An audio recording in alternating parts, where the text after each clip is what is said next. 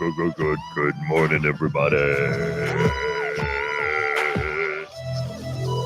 Man, we've got a busy day ahead for you today. These 2 hours are going to feel like a jam-packed, massive menu of huge breakfast delights. That's what it's going to be. A lot going on.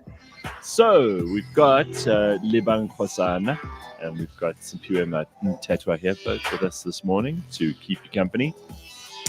And hopefully, we're all three going to make you laugh, make you smile, make you think, make you... we don't want to make you cry. I think we'll leave that one out. There's enough in the world to make you cry. We'll try to skip on that one if we can. But there's lots going on. So let's catch up. Let's see what's happening. Mabululu Yo is down in Tsitsikamma somewhere, like the Otter Trail. He's the MC there. He knows all about this running nonsense, which I've always believed is very bad for you. But that's just me. You agree, right? Do you think so? I mean, like, he's passionate about it, and he's putting his passion to work, and it's working for him. I mean, isn't that what we all want? He loves it. He loves. He does.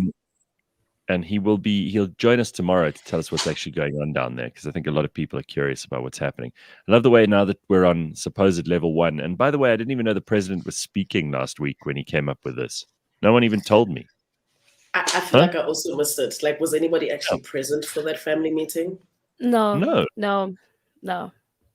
I think all we need to get is Twitter updates about what's happening, and we're all good to go.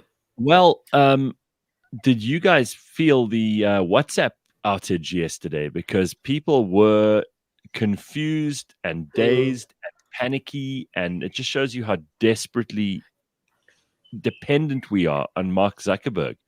Dude. So WhatsApp, Instagram, and Facebook were down yesterday. Everything else seems to have been working fine. But I finished a meeting at like 5, and then when I came out of the meeting, I checked my phone and I saw, it's taking a long time to connect to WhatsApp. I thought, all right, well, thank God I don't have anything important that I'm expected to do now. But you imagine if you're waiting for someone to give you directions on where to go, or you've got an important update. Like, let's say you're about to make a major vote in Parliament or something, and you need to have everybody on the WhatsApp group know what to do, or there's something going on where there's a big deal that's about to take place, and you're about to list the company, and everybody needs to know what the talking points are. These days we use WhatsApp for all of that stuff, and for our friends and family, right? So, and an update on Uncle Joe, who's in hospital, and everybody's waiting with bated breath. So even if it's only out for, I don't know how long it was down for, probably 4 hours or so? A couple of hours. Yeah. I didn't check anything before I went to sleep last night, and I thought, okay, cool. But that was because I didn't expect anything important to happen. If you are waiting, I know, if you're waiting for something, then it must have been very, very scary, because you think, oh my God, what am I going to do without WhatsApp? I thought I was losing my mind, because I had sent a message and it wasn't going through, and I'm like, wait, do I have data? Okay, let's buy data. Let's restart the phone. What's going on? Like, I was losing my mind. And then I went on to Twitter and I was like, and then someone's like, hey, is WhatsApp done? I'm like, oh, make it a sense. It makes sense now. Otherwise I was just gonna be panicking and like, yo, what's wrong with my phone? Like, somebody help me. I personally thought it was quite refreshing. Like, in the same boat, Gareth, I didn't really expect much. I'm not like glued to my phone. My whole life is literally right in front of me all the time. So I was quite chilled, really enjoying myself, not being bothered by stuff. Only when I went onto Twitter did I see that, something's happening. I didn't know. Had I not gone on, I wouldn't have known, because I'm not on Instagram all the time. I'm not on Facebook all the time. So I thought to myself, this is cool, but for me. But for somebody who's like running a business out there, they're freaking out. For somebody who's waiting at a taxi rank, as you're saying, waiting for directions to get to the next place, they are completely stuck. I felt a little bit privileged to not be addicted to social media, or not need it in the way that other people need it, because lucky me, because I enjoyed that few hours of a break. It really served a big purpose. I was able to chill. I gathered my family in front of the TV. I had no reason to be on my phone more than, So it was just interesting, but I really felt bad for somebody who needed it. I mean, out of the three, the only one that I think people really would have been panicky about, because no one's panicky about Instagram or Facebook, right? No one's gonna, oh my god, what are we gonna do? Don't say that. Gareth, Influencers need to post. Content needs to go out. That's how you get your money. If you do not post that at 6 o'clock, you don't get paid, Hunty. That engagement. People were panicking. Suddenly, everybody's posting pictures on Twitter, like, okay, seeing as Instagram is down, here you go. I was like, damn. Well, so I don't have Instagram on this thing. I mean, Twitter on my phone. So I only way I found out that it was down was when I went onto like my browser and I typed in, is WhatsApp down? Sure. Because that's the only one I was worried about. Yeah, the browser. and it said to me, yeah, there are problems with WhatsApp. But they tried to play it down as well. They were like, no, it's only about 70,000 people who are having trouble. I'm like, no, I think it's more than that. Everyone, literally everyone. But I was swearing at my service provider. I was like, you useless son of a bitch. You stupid service provider. I was like, what's going on with you? I knew I should have stuck with that other network. But you know what was funny was Twitter had tweeted like, hello, literally everyone. And then WhatsApp was like, hi. And then people were like, wait, WhatsApp, what you doing here? Why are you tweeting? Fix your shandies, you know? It's important that you get back online. And that was so hilarious because I think also Facebook jumped onto that. And people were like, no, stop tweeting and fix yourselves. So yeah, that happened on Twitter as well. People going on it. Well, this is ironic. This is ironic, and I love this. Apparently, Joe Biden or Bo Jiden declared October Cybersecurity Month. Ha, ha, ha. Could that guy be more useless than he is? I mean, really. Cybersecurity Month, and he can't get it right. It's unbelievable. So there are lots of comments coming in this morning. Get on Twitter, please, Gareth. Not a chance. There's nothing on Twitter for Gareth. I promise you. He would hate it there. I know people make fun of me when I keep saying that I'm not on Twitter, but you have to remind people because otherwise they go, I mean, I've got an account there, but I don't even have the logins anymore. So I don't use it for anything. I haven't tweeted in almost 2 years and zero have I missed. I feel hate it so much. Yeah, I'm not. But the best thing, and you were saying how you felt a little bit privileged yesterday to not have to worry about Instagram or Facebook or WhatsApp. I don't think it would be such a bad thing. That society would be cleaned out a little bit, and we'd get our priorities right. If WhatsApp and Instagram and Facebook had to go down for, I don't know, a month or two, I think it would help people. Definitely. Help them realign their bullshit, because I really don't think, I don't think it makes that much difference. And sure, there are influencers who depend on that, but that shouldn't be your whole job. If that's your whole job, a bit of a problem. So Facebook needs to stop. This is an interesting point. Facebook needs to stop for 2 weeks to stop the spread of fear and lies. Agreed. Maybe that's it. Maybe that is true. I think the bigger issue really is that, based on all these algorithms that they've got and, how our user journey and all the data that they collect about us, they decide what they think works for us. They ultimately, in one or other way, are controlling what we're exposed to. And for the most part, it's a lot of bad. And they're not managing that very well. They really aren't managing that well.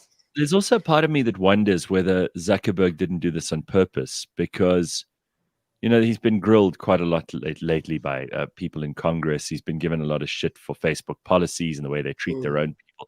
Apparently, there's a lot of suicide inside of Facebook. Now, I don't mean, I'm not making fun of the people who obviously are under mental stress there, but it's ironic to me that a company that is spreading mental illness, because that's what it's doing. It's making mental illness worse for so many people all over the world, that they also themselves are feeling the brunt of that. I don't think that that's entirely by mistake. I think that's a direct consequence of the way that they treat their own people and the way that they treat all of us. So he's been taking a lot of heat lately. So I wouldn't be surprised if he just switched it off for a little bit to show people, to remind them how powerful he is. It's the kind of thing that he should do. He's one of those turbo. He's a turbo nerd.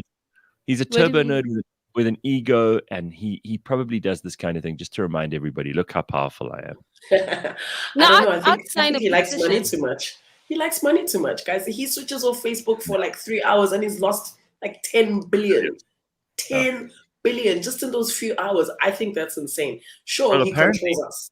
apparently on the stock markets, Facebook is down like $50 billion or something, which is small in their their overall value, but maybe that's a sign. I don't know. No, You definitely. were saying to people? No, I'd sign a petition for Facebook to actually get shut down. I don't know why we still have that particular platform. Maybe Instagram I can still see. WhatsApp, Twitter, yeah, sharp. But Facebook, it needs to go. It's one of those apps where I'm like, yeah, you serve no purpose, and you need to go. Right. That's it. Okay. Well, let's see. I mean, it's like, for example, you've got to find the silver lining in every situation. When we were going through that really bad period of load shedding, people were like, well, it's giving me time to speak to my family and to be with my friends. And you get people who manage to see the good in everything. I don't know whether we aren't being a bit like that now. Maybe we're trying to see the good in something that's actually quite stupid. Yeah. Anyway, he did lose $5 billion yesterday, according to Color. That's so he did lose some money. That's a good thing. He must feel the burn. I just want to quickly point out that Simpiwe has been getting lifts with Homolemo to the studio for like a year. How long has it been? Yeah, it's been almost a year. I was traveling with him to work, and he was waking up very early to make sure that I got to work on time. Yep. And I'm glad to announce that, he no longer needs to be my Uber driver because a girl has a car now, she's Miss Independent in the streets. Breaking news. That's what that is. Thank you very much. I'd like to thank me, myself, and I. Congratulations. A sexy little car you've got there too. She's driving around this very, very, very nice little Mini. It's beautiful. Snazzy. It's a nice car there. Thank you. I'm very happy with it. How long you had it now? It's been about a month now. No, it's longer than that. It's just wait. I got it like end of August. Yeah, end of August. So it's been. Okay. Well, I'll tell you what. It's not going to wear off anytime soon, because when you have been relying on other people, there's nothing more frustrating. But also, if you didn't have a car and then you suddenly get a nice car, that makes such a difference too. Sure. People underestimate. Yeah, she was worth the wait, hey? She was worth the wait. It's such a thrill. And every time you get in, do you still get a little yay? I pinch myself. Sometimes I'm like, wait, is this my car? Oh, wait, I'm an adult now. I need to really worry about petrol. Ooh, and then like when my number plates came, because I got it straight from the dealership. So when I was driving, I was like, whoa, don't care about the speed limit, like living my best life. And then I got my number plates and I'm like, oh, shucks, now we have to drive at 60. That's going to be tricky, but okay. let's try this. Let's be responsible. But yeah, I got a car. While we're doing updates, Lebang also has an update on her high school reunion. How did that go? Oh, it actually went really, really well. I told you guys I was like super, super nervous to be there, but I ended up being one of the last people to leave. I caught up with like all my old sports coaches. I caught up with all of my old boarding house masters, and they actually asked me to come back and like have like a talk with some of like the younger black girls in the school, because apparently they've been really, really struggling. I'm like, dude, I'm the person for this. So hopefully if everything goes well, every couple of months I'll be going back to my old high school just to touch base, because there's like a big disconnect between like some of the teachers and the students. And, having been, somebody who's gone through the school, I guess they feel like me and my friends can really ease that transition for some of the girls that feel a bit displaced. So it was really, really good. Positive. That's so nice. That people go to the trouble that they do in situations like this for other people. A lot of schools, I mean, I don't think my school gave a shit if any of us were disconnected when we were there. And I think you could find these problems if you look. But for so many kids, if you can smooth the path for them a little bit to make it a bit easier for them to overcome some of those kind of general obstacles, I think that's a nice thing to do. And if you can also get girls who've been through the school to share their experiences, that probably helps, because then people go, oh, it's not just the teachers bullshitting us. You know? Yeah, definitely. The bigger thing was that like there was almost like some huge lawsuits and stuff that they went through that really affected from the black girls. Yeah, like what are these black girls doing? What was going on? They just don't feel like they are completely understood, right? And this is in 2021. So in my year, 2007, there's a couple of girls that also didn't feel like understood. So the teachers were almost surprised that shit, this has actually been happening for years. It's not just a 2021 thing. It's not new. So when they learned that, what do they feel? They need to be treated differently? Is this like a? No, is it genuinely like there's a problem, or is it because these girls are now like they're looking for attention? Because that does happen at high school. Yes, that does happen. But the thing is with my school is that there was like a range, right, of different black girls. So we've got the black girls that come from rich families that are snobbish, that, you know, they've maybe even gone to the primary school, so they sorted. Then there's the black girls that come through a scholarship who are from the township. Every single day they have to leave their life and their home and come into this bubble that's this fancy school. And then when they go back to the township, they also mistreated there because it's like you don't belong here, blah blah. So there's a lot of like psychological effects that had on especially the girls that came through scholarships. So the teachers are realizing now that this thing has been ongoing and they should definitely give it more attention. So the conversations that happened on Saturday was exactly that. Like, can you guys come back and maybe speak to the girls? And I'm like, sure. I mean, I'm happy to send you guys an invoice and let's get cracking. I was like, let's do this. Secure the bag by all means. I love it. I love to see it. Love to see it. What's the story with the people that you were at school with? Are there any that you were surprised to see? Any that have gone forwards, gone backwards? Any that you're impressed with? What was scary, guys, what was so scary was that every single person that I spoke to was like, oh my God, Lebang, hi. So are you still in South Africa? I sat there. I was like, damn. I realized everybody around me left high school and immediately went overseas. Immediately. The one girl went straight to Harvard. The other one went straight to the Netherlands. The other one went straight to everyone. I sat there, I'm like, Mpumalanga is great, girl. Have you been to Durban? Ooh. It was so sad. Don't you think that's a rich school thing? Is that people want to be able to boast that they went overseas? I mean, I didn't have a gap year after school. I don't know about you guys, but that was never on offer for me. And if I'd even suggested it, my parents would have laughed me out of the room. You talk about, and no one would have given me a special class on like, oh, shame. So your parents didn't send you on a gap year and you didn't get to fuck around for a whole year. There was none of that. It was like, go out there and work. Go and find something to do. Reality, go out there and just work or do something, be busy. So having to sit there and realize that, yes, it's like, that's all I did immediately after high school. I just went, boom, it was interesting. Not everybody pitched, thank God. But it's also it's a boast thing. It's like, I spent 3 years in Holland and, I found myself. It's like, oh God, you're so self-absorbed that you had to spend 3 years trying to find yourself. You know how I found myself?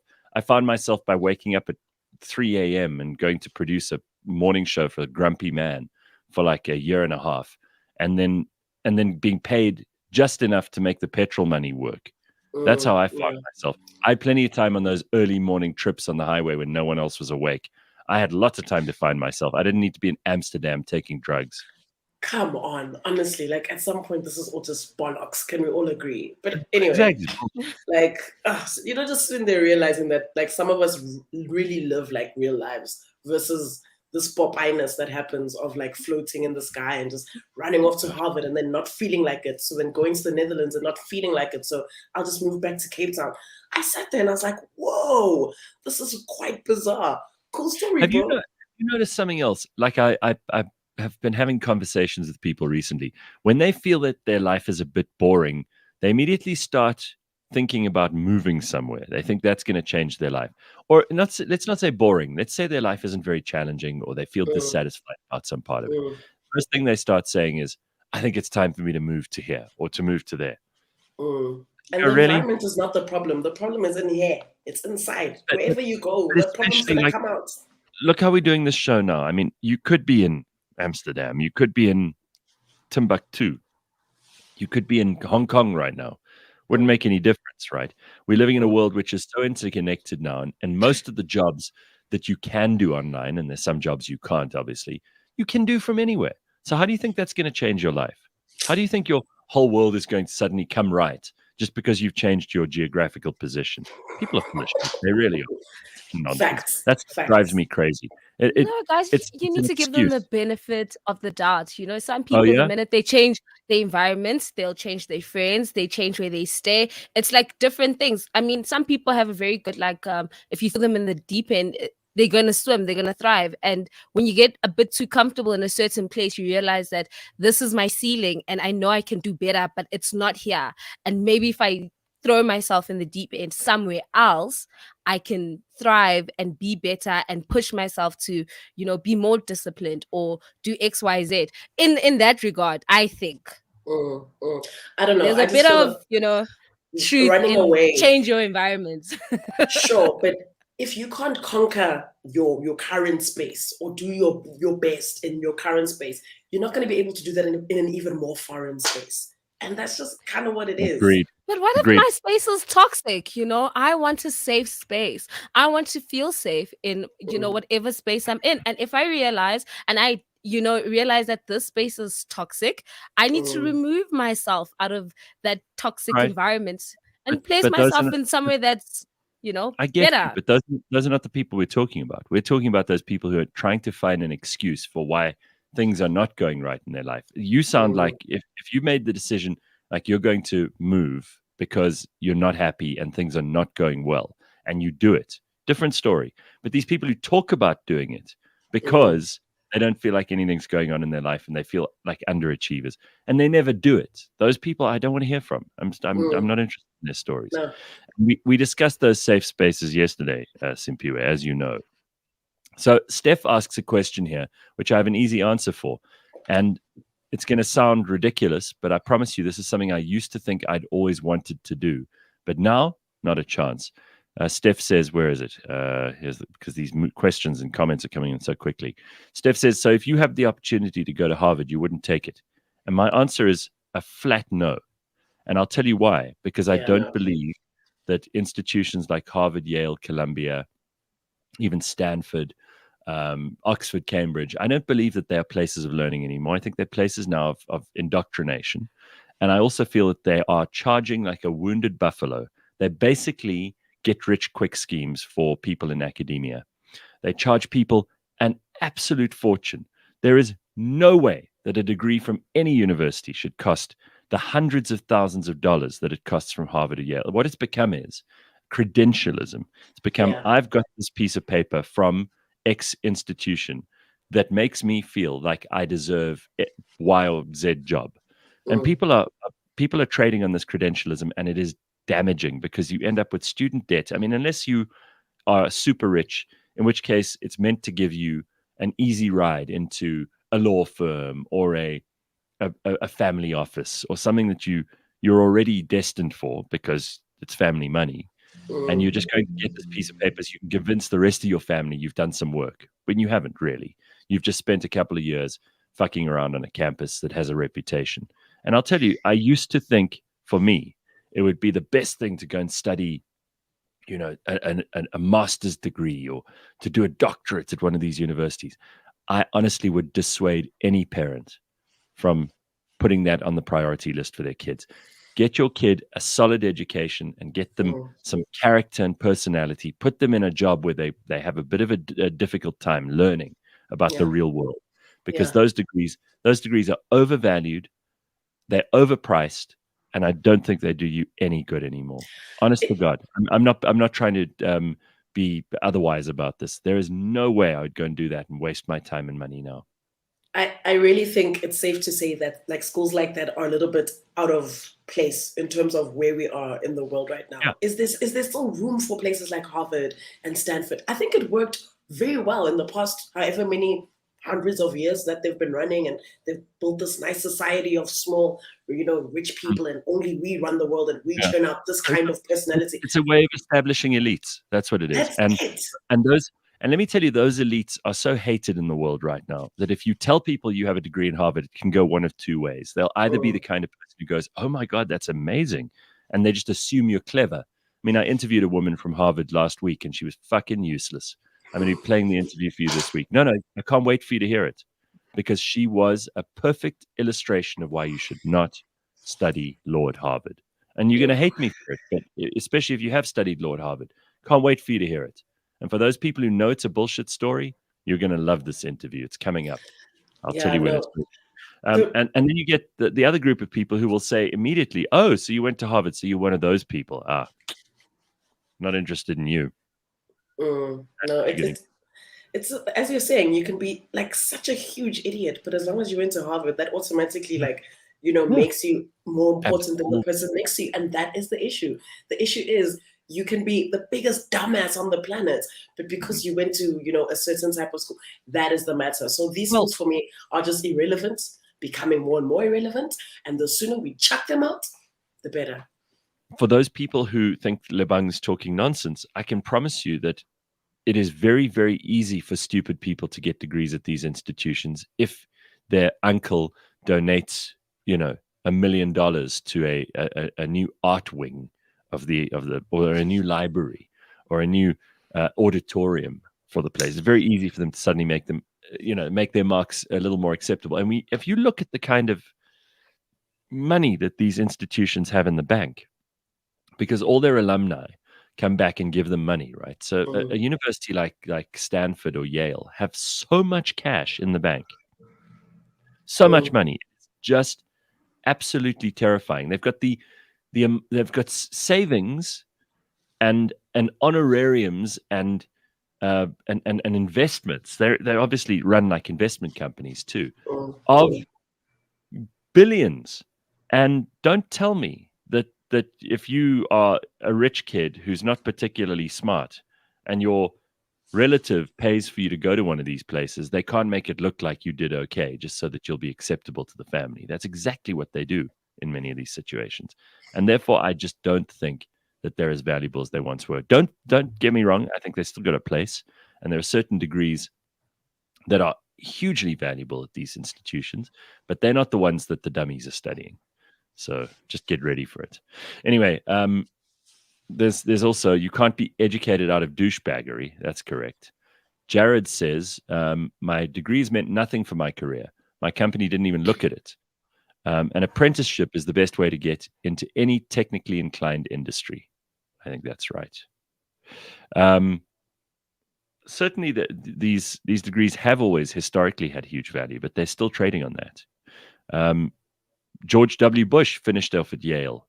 They're all a bunch of pirates. Well, you see, George W. Bush. So obviously we know what happened there. It's like family money, family connections. And Gareth, please don't downplay what you're saying. That whole idea of like the old girls and the old boys, the alumni pumping money back into school is so real. Every single bench, that family, every wall was brought to you by this family. I was walking around my school on Saturday like, oh, the Williams family, the what family. I even confronted one of my old teachers and I said to her, what would you think it would take for example, like the Kgosanas to have left some sort of legacy here? I'm yet to see any sort of, it's always like the same kind of, that building was dedicated by the Groenflammers. It's just like a lot's going on here. Yeah, but look, I understand, and we need people like that. But it's often these dads who've, they were the captain of the rugby team, and then 20 years later their son is the captain of the rugby team, so they go, oh well, this is our glory moment, this is where our family excelled the most, so we're going to pay for a stained glass window in the chapel. Great, that's good. I don't have a problem with that. It's absolutely fine, because thank God those people are adding value wherever they go, and you're allowed to do whatever you want with your money. But don't expect all of us to assume that your child is smart just because they got a degree that you helped pay for. There we go. And by pay for, I don't mean the fees. I mean all the other stuff. Yep. So good for those people. do your thing. We need good people in the world who are putting money back into these institutions so that people like all of us can enjoy them and learn from them.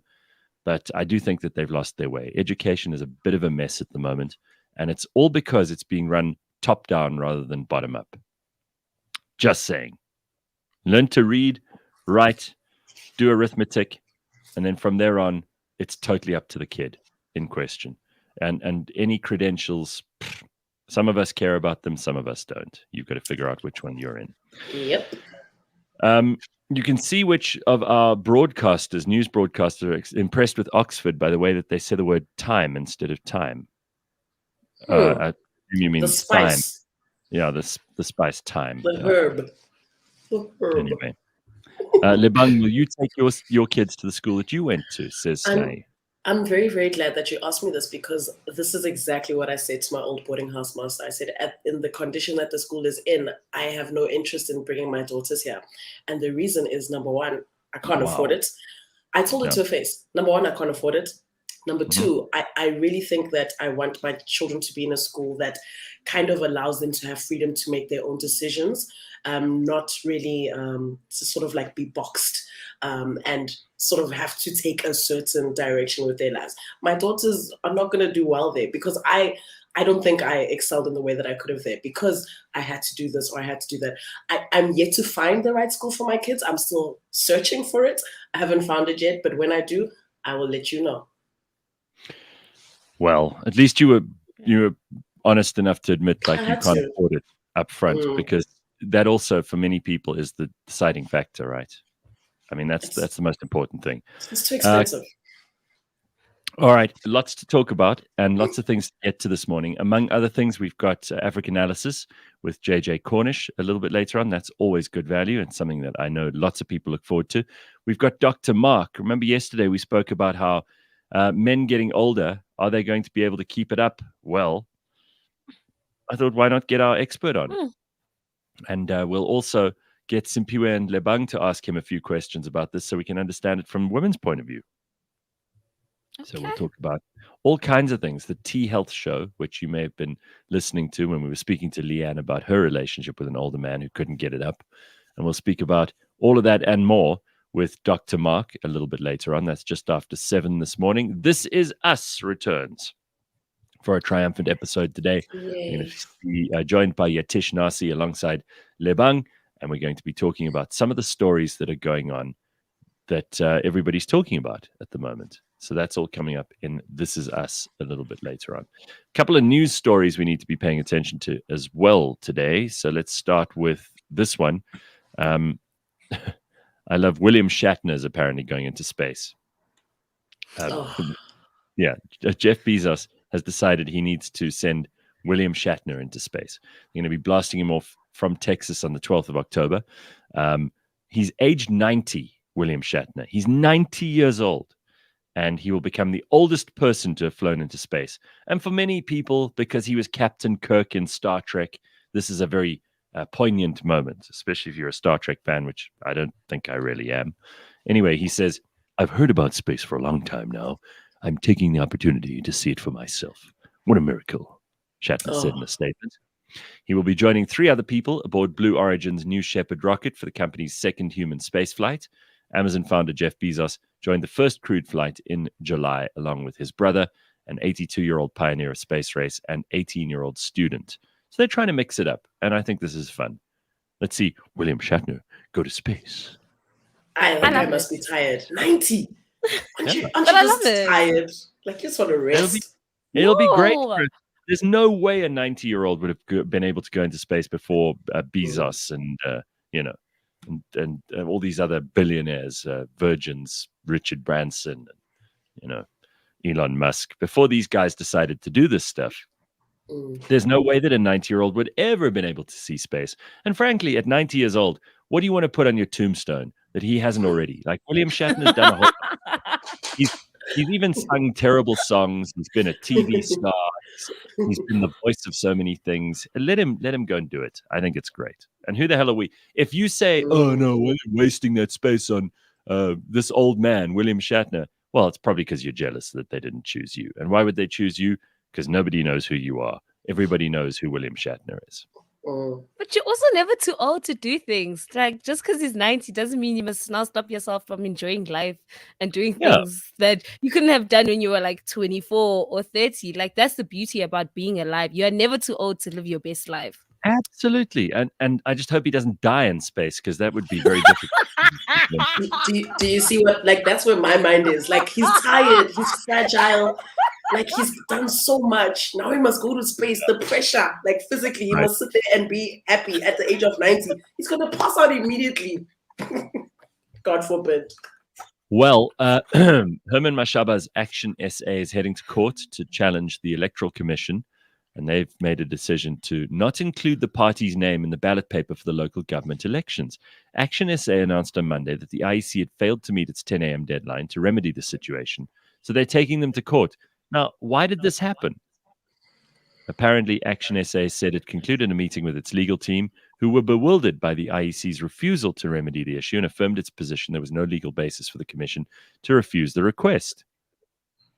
So this is obviously very bad news for Action SA, and they're going to try and sort this out. You've got a little over a month to get your campaigning in order. In fact, it's less than a month now. You've got 25 days before we go to the polls. So TikTok, guys, that's all I'm going to say. TikTok. You're going to move faster here. No, not the app. Bafana. Does anyone actually want to watch Bafana? But they've just announced that there is a possible return to FNB Stadium if people are vaccinated. So the return of spectators to Bafana Games has edged closer after SAFA revealed that the Minister of Health has welcomed their recommendation for their attendance. This is obviously good news, even if it's not Bafana you go to watch, but sporting events will be opened again. SAFA President Danny Jordan, I can't believe he's still SAFA President. That is probably one of the most crooked organizations in the world. Believe it. He's still president. This Danny Jordan. I mean, what trouble has he not been in over the last 10 years? But he's still president of SAFA. It's unbelievable how some people get away with murder. Literally. I mean, it's just crazy. He announced that this is the plan. He wants vaccinated fans to be granted entry to the FNB Stadium for our 2022 World Cup qualifier, which is on the 12th of October. That's just around the corner too. So again, TikTok, Danny. And Joe Patla, the Minister of Defense, who has to make that call. I mean, Minister of Health, who has to make that call. Can I just say something? Like, yes. With regards to Bafana, could they not choose like another team? Like maybe, the cricket team, the rugby team. I feel like they do way better in sports than Bafana. And it's easier to convince people, to say, hey, get vaccinated. Let's enjoy a game. Let's watch it live. Now Bafana, I feel even demotivated. I'm just like, chief. I'm with you. Okay. I don't see the value here for fans. Anyway, here's some bad news, I'm afraid. I have to give it to you. Can't lie. Petrol price is expected to come down slightly on Wednesday, so that's not the bad news. The bad news is diesel users can expect to pay quite a lot more for fuel. The Department of Mineral Resources and Energy issued fuel adjustment prices for October. So petrol, a 4 cents per litre decrease. Diesel is a 22.8 cents a litre increase suddenly. Don't ask me why. They say that the reasons are increase in Brent crude oil and petroleum product prices. Information has been cited from the Energy Information Administration. I didn't even know we had one of those.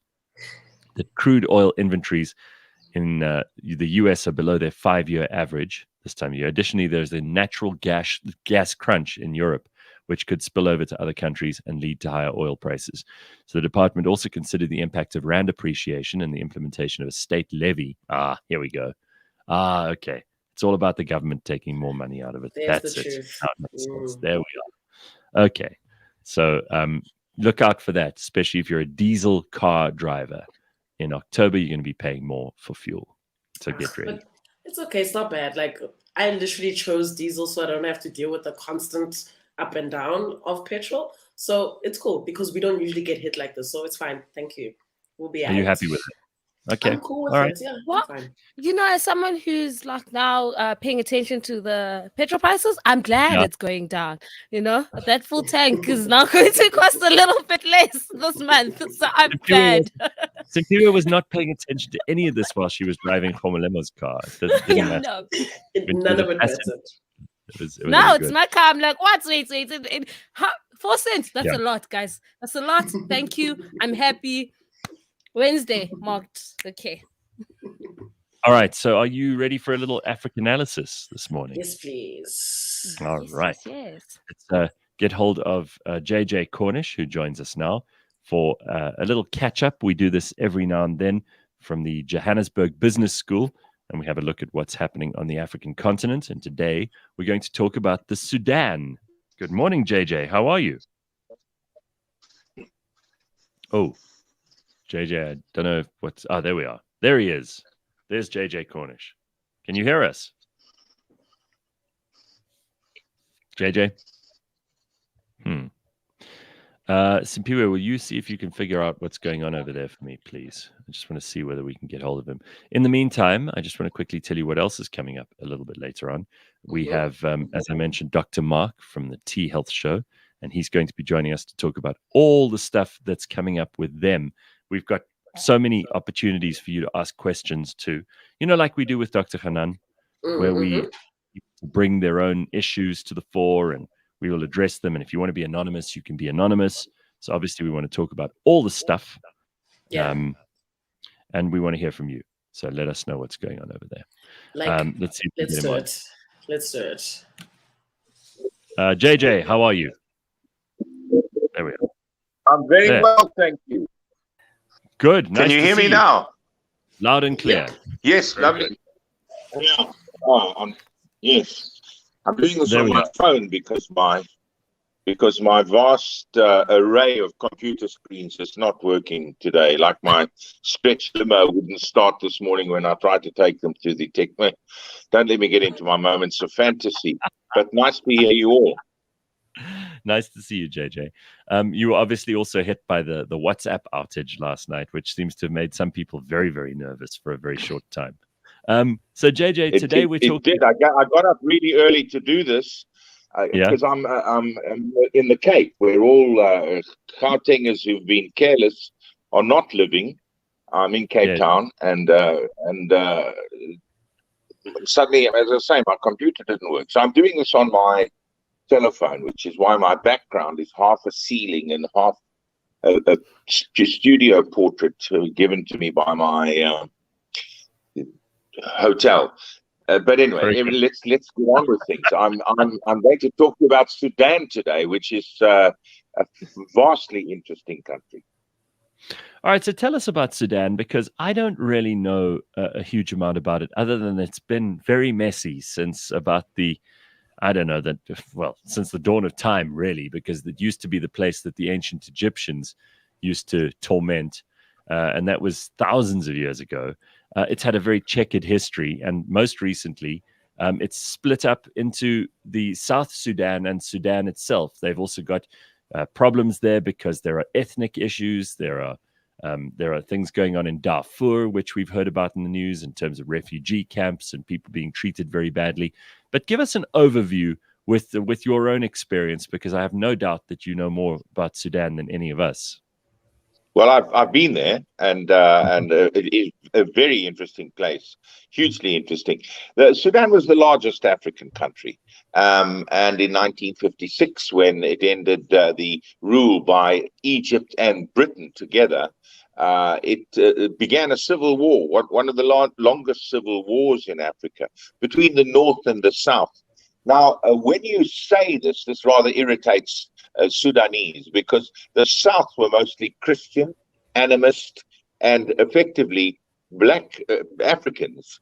The North were mostly sort of Arab, and when you talk about Arabic Sudanese, they say we're all Africans, we're all together in this. The fact is 1.5 million people died in that very long, it was in 2 batches, the civil war.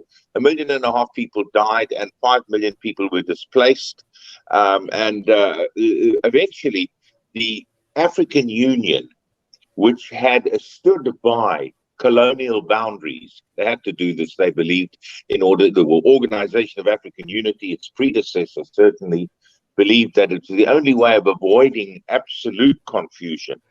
So they made this exception in allowing the South Sudanese to vote, and indeed they voted to secede. So the South Sudanese that was in 2011, when they seceded, they got most of the oil. The fact is, though, that you cannot get the oil out of South Sudan unless it goes through Sudan. So the Sudanese have retained an element of control over it. Now, the Sudanese were run by Omar al-Bashir for 30 years, and he was overthrown by a public disorder, effectively, public demonstrations in 2019. And he's currently serving a term in prison, a sort of country club jail, it has to be said. But whether he gets handed over to the International Criminal Court is now a moot, because they want him. They have indicted him for war crimes in Darfur. Again, a place where millions were killed, and that's in the Western province. Now, I've been to Darfur a couple of times too, and to see the way people live there is just it's absolutely parlous. But the way they try to suppress the Darfurians who believe that they had been marginalized. This is always the case. There's currently another situation with people they've been marginalized, and they have actually blocked Port Sudan, blocked off Port Sudan, so that fuel, medicine, wheat is not getting in, and then it's going to be a dire situation. No, so JJ, we have a country that has more than its share of problems. But I hadn't finished on Darfur. They tried to secede. They haven't done so. They've set up a deal. South African troops were among the peacekeepers there. And certainly Thabo Mbeki, as president, was among the people trying to mediate a deal there. But in the suppression was so severe that the International Criminal Court has indicted Omar al-Bashir, then president, for war crimes. And that was what caused the problem when Omar al-Bashir arrived in South Africa for an AU summit. You'll remember that a couple of years back, where he was spirited out before the international court's order, and a South African court order resulting from that could have him held. The order of anybody who is signatory to the International Criminal Court is bound by law to hold somebody wanted and turn him over to the criminal court. So you mentioned Port Sudan, and I actually had to check a map myself, because somewhere in my head I've always thought, well, Sudan is this huge desert of a country. I mean, the south of Sudan, now a separate country, is actually not like that at all. It's quite well forested, and it's got completely different climate and a completely different ecosystem. But they do also have a strip of coastline along the Red Sea, and that's obviously where Port Sudan is. But the capital, Khartoum, that's an interesting place too, isn't it? You know, it's really to answer that question about the diversity. It's one of the most geographically diverse countries in Africa. It's also the second biggest country in Africa, right? I think it's either the second or the third biggest country in in Africa. It's now the third. It was the largest before South Sudan seceded, and now it falls behind Algeria and the DRC. Algeria is literally twice the size of South Africa. Sudan also has a population less than South Africa, as do all except to the DRC. But so it's number 3. Now Khartoum, and then there's the sort of a mirror city just across the Nile, Omdurman, and Khartoum is the place where the Blue Nile and the White Nile converge. And you take a boat, a small boat along that thing, you literally see a line in the water, and the two Niles are different colors slightly. But then they move up, and then obviously into Egypt. And Port Sudan is up the way, up the Nile River there. But, I remember walking around Khartoum, and there was this beautiful hotel, and I thought I'll pop in there. I didn't think for a moment I'd get a beer or scotch or anything. So I thought I'd go and sit there and have a cup of tea and look at the river roll by. And I walked in, and somebody said, "What are you doing here?" And I said, "Well, I'm a visitor, and I'm wanting to have a cup of tea." And they said, "You'll never get that here at the headquarters of the Chinese Africa Oil Company." That's what's going on. I mean, virtually every drop of oil that Sudan was producing at that time, I don't know if it still is the case, was going straight to China. And I'm sure that a lot of it still does.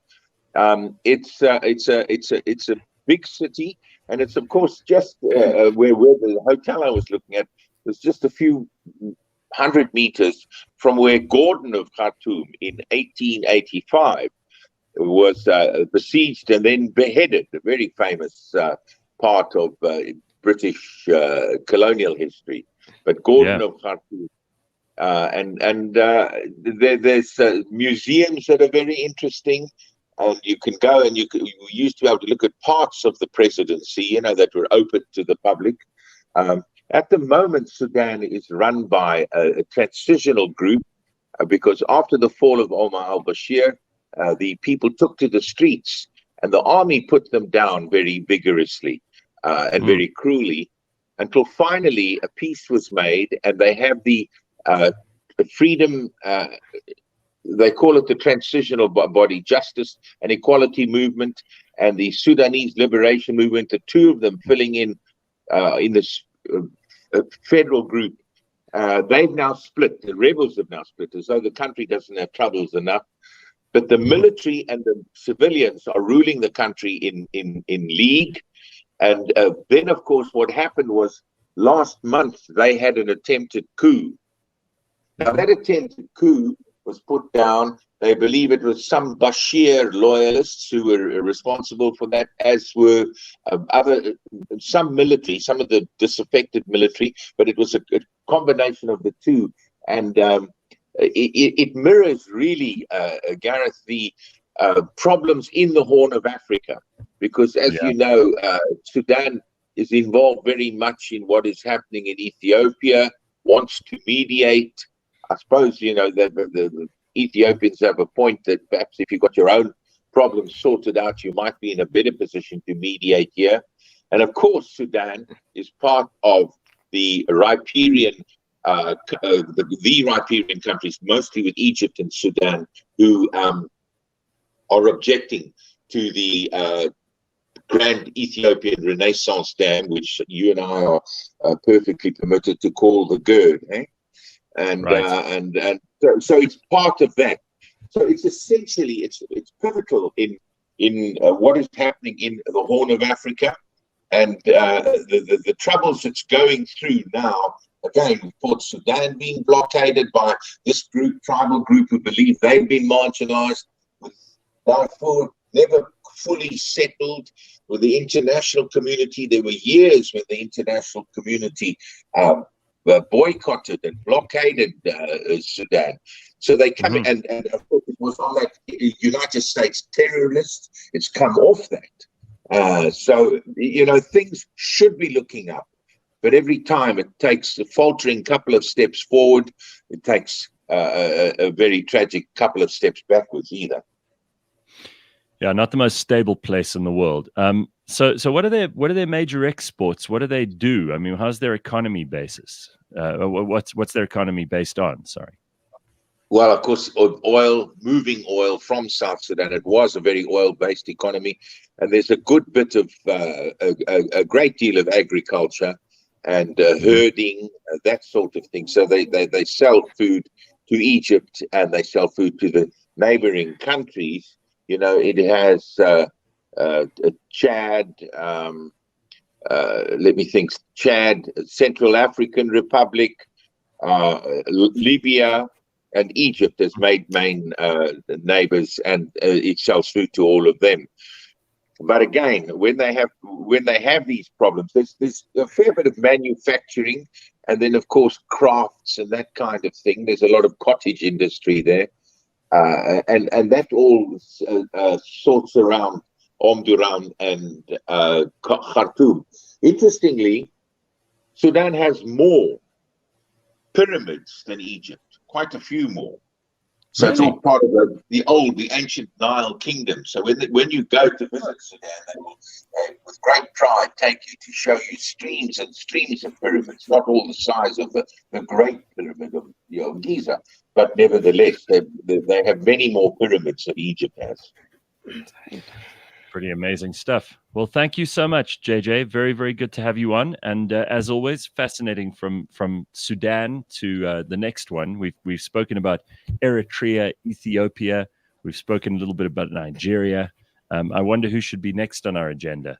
Are there any countries in Africa that you really desperately want to go to, especially now as travel opens up again, that you haven't yet gone to?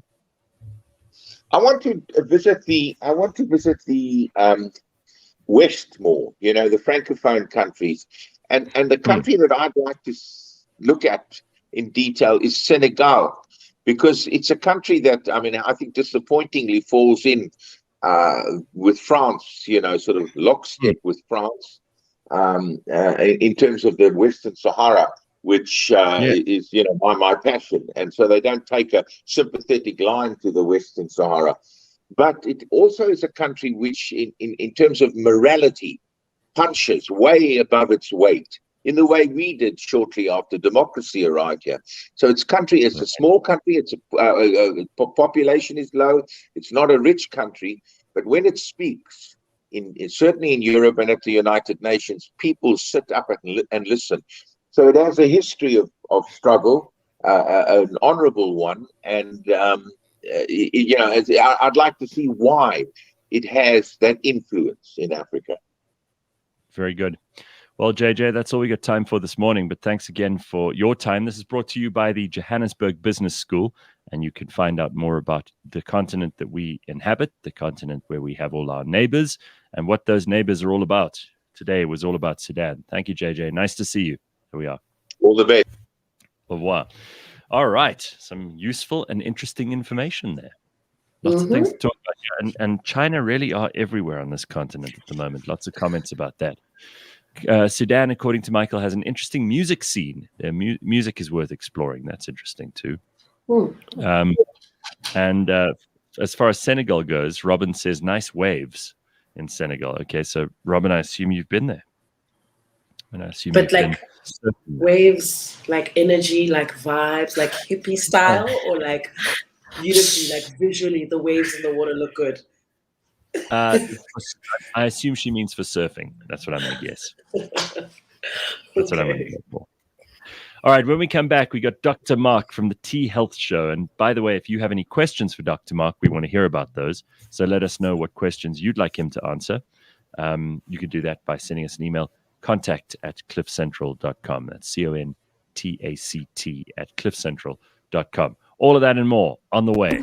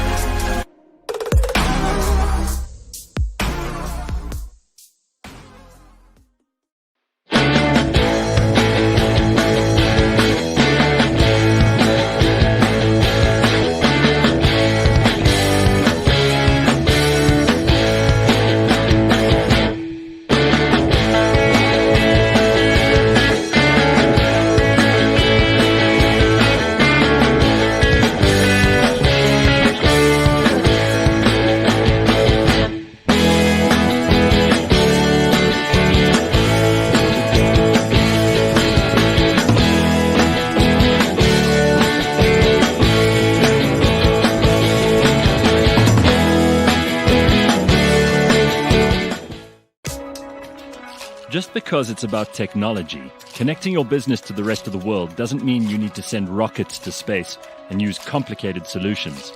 Want to simplicate things? Well, join Jaco Voigt, who is the CEO of Catalytic, on the Unbundled podcast. With skin in the game and a keen focus on educating and assisting you and your business, Jaco decodes all the aspects of connectivity, security, and cloud solutions. Unbundled is brought to you by Catalytic and is available on cliffcentral.com, Apple Podcasts, Google Podcasts, Spotify, or wherever you get your podcasts.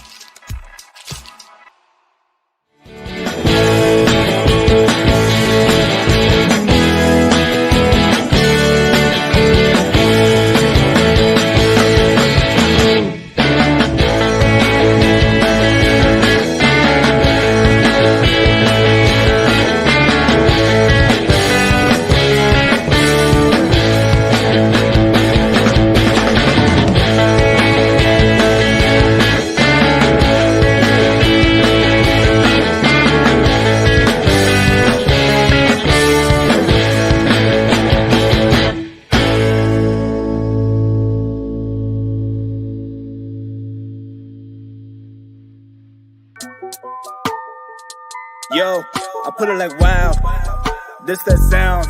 These oaks don't work hard like me, I hope they know by now.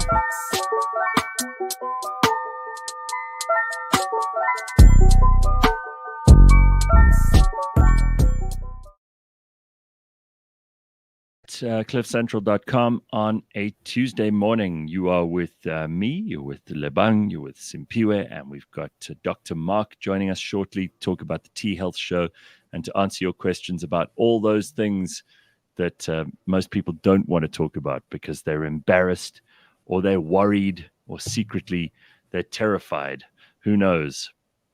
It could all be part of the agenda this morning, and we want you to share your questions so that we can put them to Dr. Mark. That's coming up in just a short while. There are a couple of other things that I do want to get to this morning.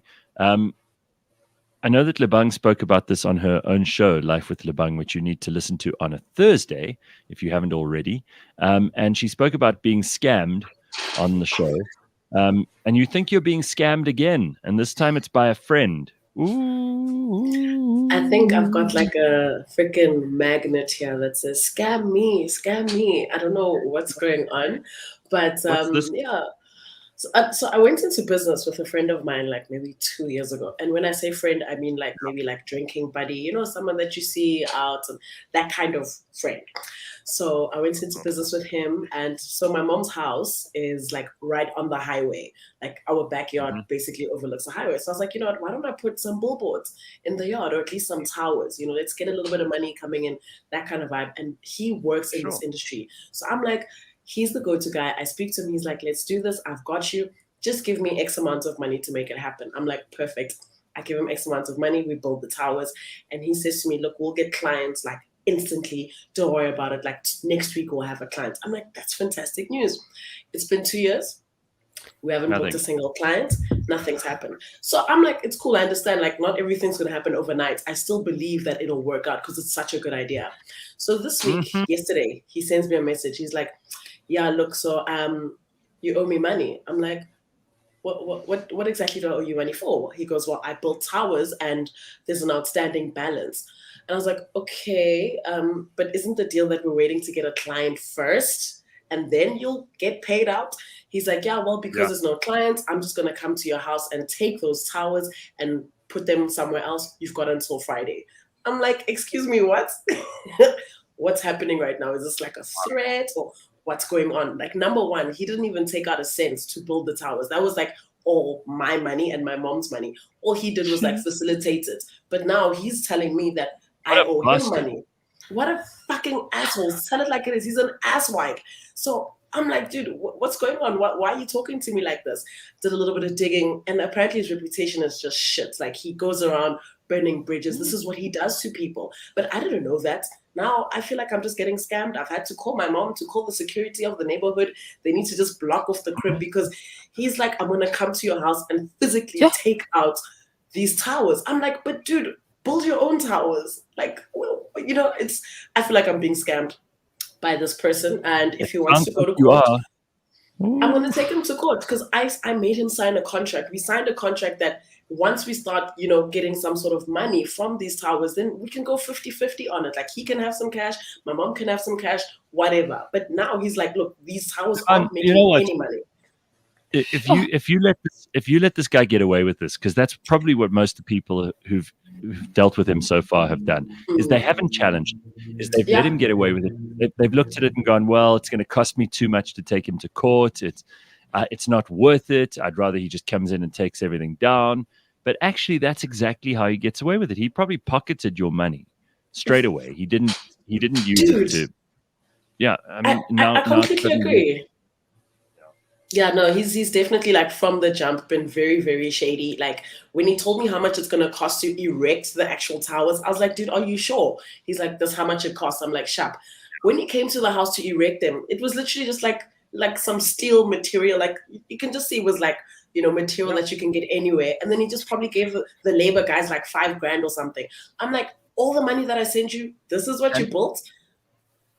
Sure. And if he's such a wizard, why didn't he get someone to advertise on there if that's his business? Exactly. That's what I'm talking about. So he's just made me look like a poos. My mom is like feeling a little bit wishy-washy. She's like, Lebang, are you sure about this? I'm sitting there with like egg on my face. So if this guy wants to go to court, we can go. What I'm not going to do is let him bully me into, some bullshit. Well, while we're talking about erecting things in the back garden, let's talk about erections. Let's talk about all the other stuff around men's health. This is why I love being able to have. You get funny, eh? You like that.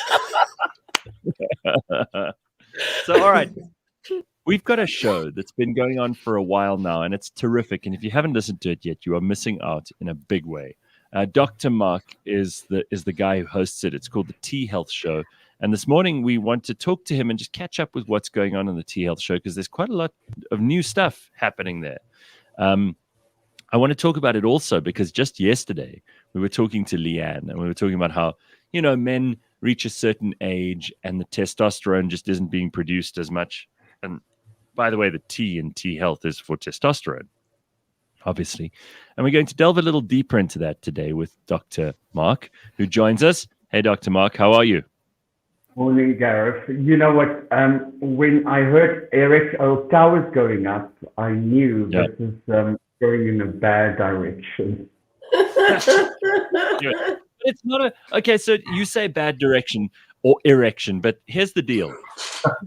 For so many men, this is a problem which they have to deal with and which affects not only them, but it affects their partners as well.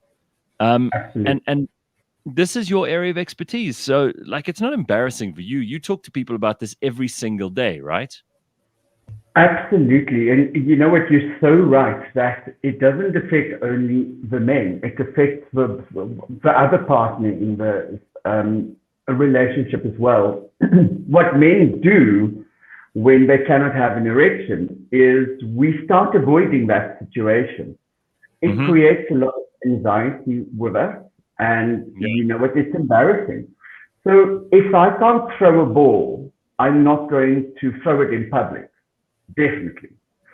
So if I can't get an erection, I'm going to try and avoid that situation at all costs, because the brain makes it feel uncomfortable. Now, what happens in a relationship with women, they perceive that distancing or avoidance from the man as he doesn't find me attractive anymore, or he's finding sex somewhere else. And that creates a divide between the two parties. And more often than not, the patients present not only with erectile dysfunction, but with depression, anxiety, motivation that's down, libido that's down. And if I'm lucky enough, you know what, I have a couple that comes in and that discuss this. And when we go through this process with it, not only is there, oh, thank you, you know what, because we want to make this relationship work, but if it doesn't work on a sexual level or on a physical level, we're going to let it go. So, you know what, yes, it's a sexual.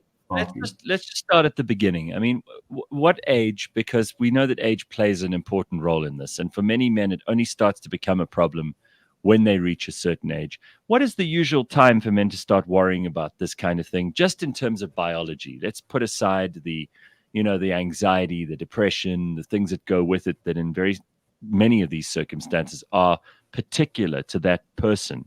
Is there a certain age where men need to start worrying about this, or have you met men who, at all ages, develop erectile dysfunction or sexual problems, or mental health problems that are related to sex? What's your experience? It's very scary that we are finding that this is getting younger and younger. When I started this practice, I would see patients coming in 45, 50, 60, 70. Now I'm seeing patients in their 30s. The problem with this is that lifestyle plays a big role. What for me is more scary is that the patients that I'm starting to see at younger and younger ages are patients that are actually presenting because they used steroids when they were younger. Now that's interesting. That's an interesting phase. Shock, yes. So okay, what happens is there's pathways in the brain. And when you use testosterone or steroids, you can switch these pathways both on and off. If you switch them off long enough, they stay off. If you trip them like a power surge with too high doses of anything, you fry them.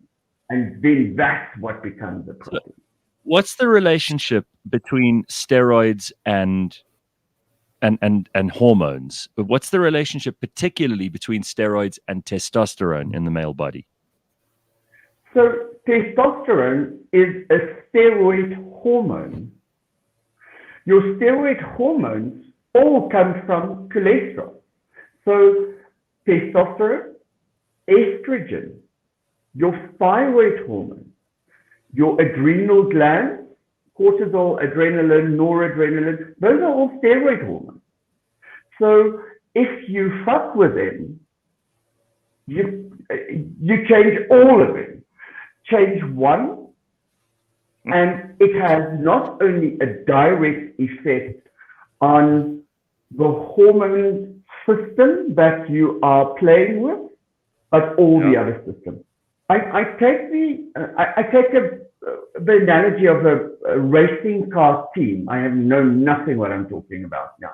I just watch cars. BMW is my best friend.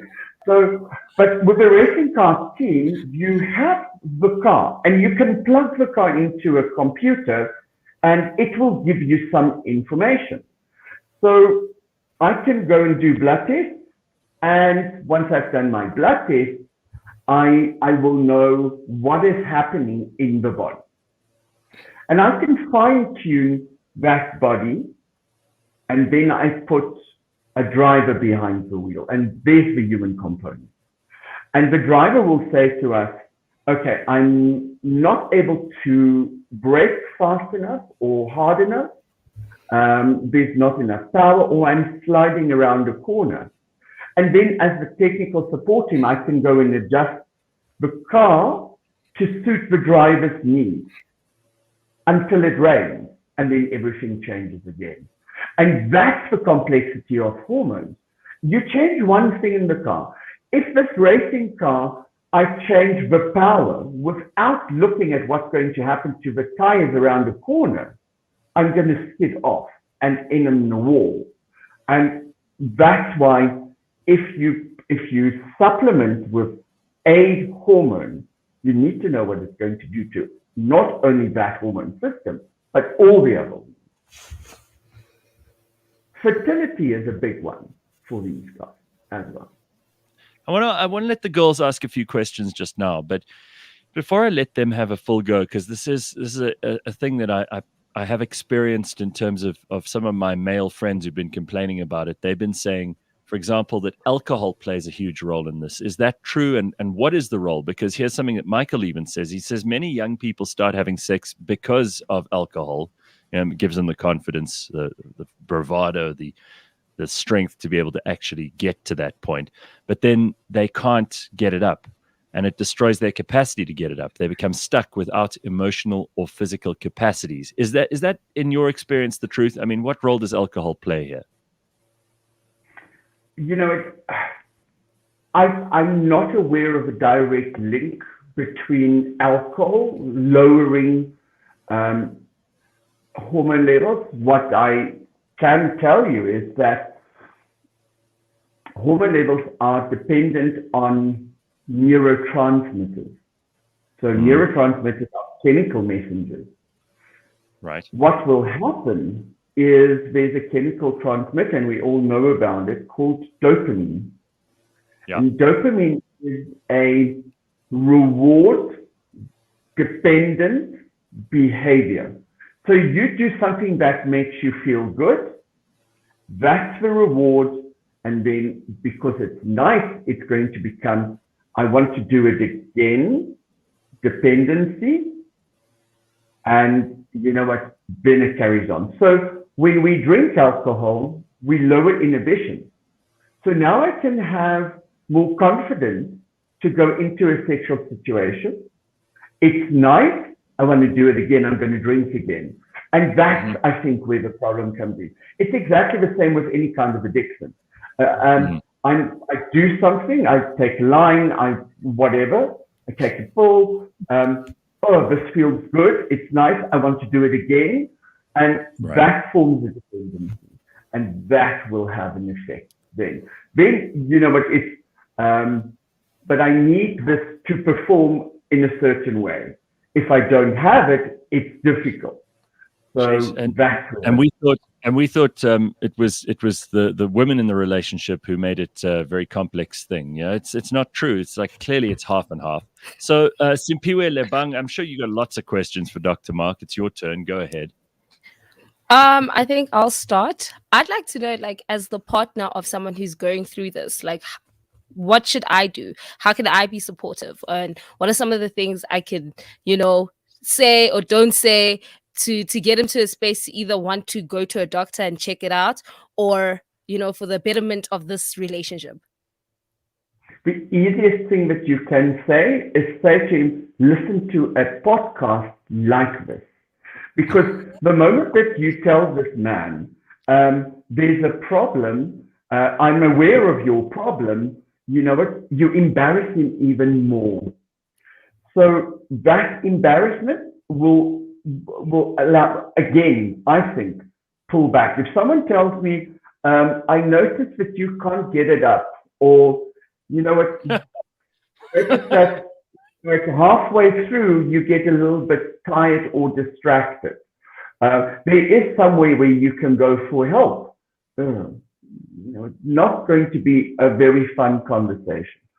But I'd rather have someone talk about it in a relationship and be supportive. You know what? This happens. We are getting older. Hormones are declining. You are on blood pressure medication. You're a diabetic. Those things contribute to weaker erections. There is someone where you can get help. Or even patients who are depressed and anxious, who are on antidepressants and anxiolytics. 90%, I think, of the population is, and if they aren't, they should be. So, there are ways of doing this. In my case, sorry, Gareth, but I drink whiskey. Okay. Yeah. Okay. So that's my because partner also likes it. So to make it easier. People talk about whiskey dick, for example. So that's why I brought it. Yeah, right, Lebang? Yes, whiskey dick. I don't know. Like, you're saying that there's no facts and like the science doesn't speak for it. But like, can we please unpack this one matter? Like, I've been in a great relationship for the past 5 years. But when it comes to whiskey dick, I even know now. Okay, this is what we're drinking. Alright, cool. So, Doc, I need to know, what is whiskey dick theoretically on paper, so I can mentally prepare myself. Like, I just. So my estimate of whiskey dick is that it's someone that drank a bit too much and now can't get it up. Yeah, that's it. So, you know what, there's also the excuse it wasn't dark enough. I could see what was happening, no, let's not go there. All right. Well, Doug. what about this? Yeah. Hold on, Lebang. I want to ask something related to this, because for a lot of guys, it's more about being embarrassed than it is about the actual thing. Now, does fatigue play an important role in this too? Because it could just be that you're tired. I mean, there are occasions where all of us are just exhausted, and maybe you've had a very long day, or maybe you've already been partying all night, and then you're just not in the mood, and things are not working. And it doesn't matter how sexy the situation is, you're just tired. That happens too, right? Absolutely. You need to understand that in most mammal species, it's only female women that can have sex without being at the peak of their estrous cycle. So men always have to perform. Women can perform whenever they want to, or are coerced into it. With men, it's not that. Men always have the ability to perform. So if you are exhausted, if you are under psychological stress, there are certain things that will say, okay, blood's not going to go down there. You need it somewhere else. And then that can be a problem. Is it inevitable for all men to eventually experience this stuff? Or are there some men who can be virile and perform for their whole lives? That's a difficult question to answer. Let me tell you this. I had a stripper in my office not so long ago. This guy performed without his pants on 3 legs for a very long time. And then went through a divorce. You laugh. I kid you not. 32 centimeters, not fun. So, well. Whoa. Are we going to ignore that? 32 centimeters. No. That's substantial. All right? Substantial. So let's carry on. He then went through a divorce and now sits with erectile dysfunction, to the point where this very, very handsome man cannot allow himself to go into a relationship because he feels inadequate. Wow. Then I have a 68-year-old that comes to me for hormone optimization therapy only. Never had a problem with an erection. So it varies. There's so many things that can happen during your lifetime, whether it's medication, whether it's substances, whether it's just lifestyle, whether it's trauma that can have an impact. So Gareth, it's very difficult to answer, can everyone have sex for a long time? What about, I mean, you hinted at this, but lifestyle is an important part of this.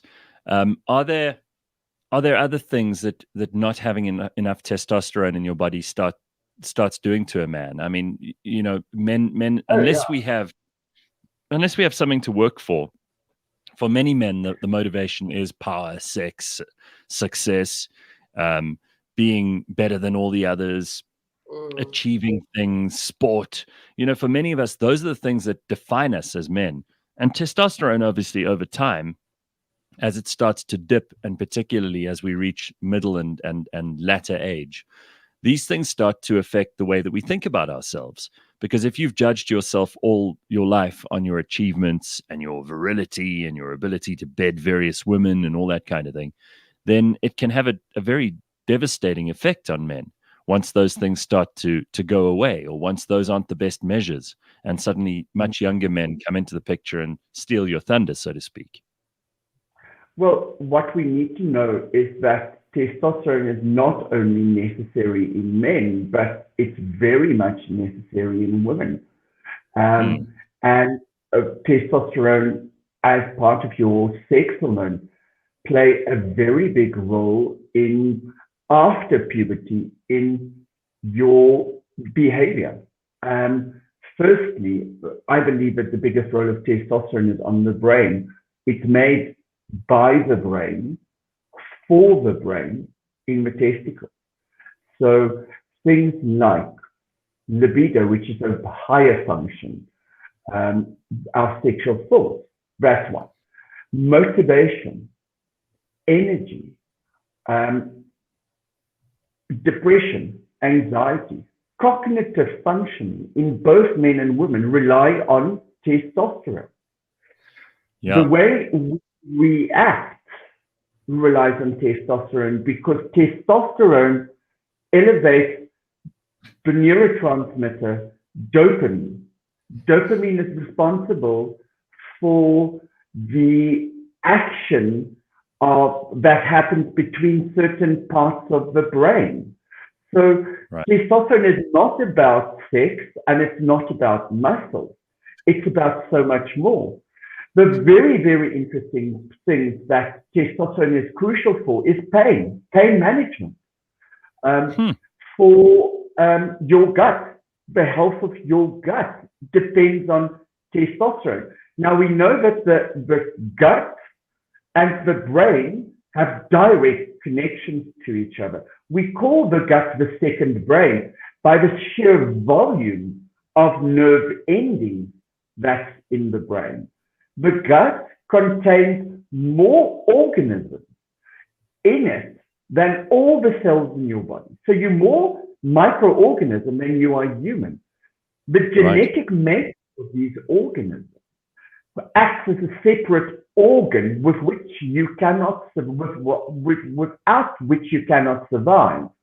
And testosterone as well as estrogen govern what happens to these organisms.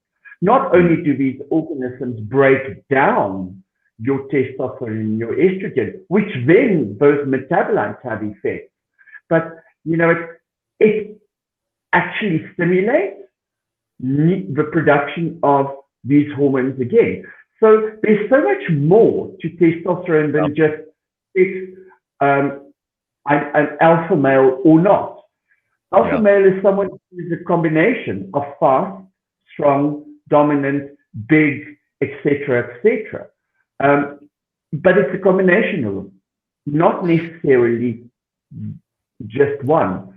Testosterone that governs so many different functions will move you from the runt of a litter to an alpha male, or the other way around. But exactly the same with women. Women is a little bit more intricate because estrogen plays a role there.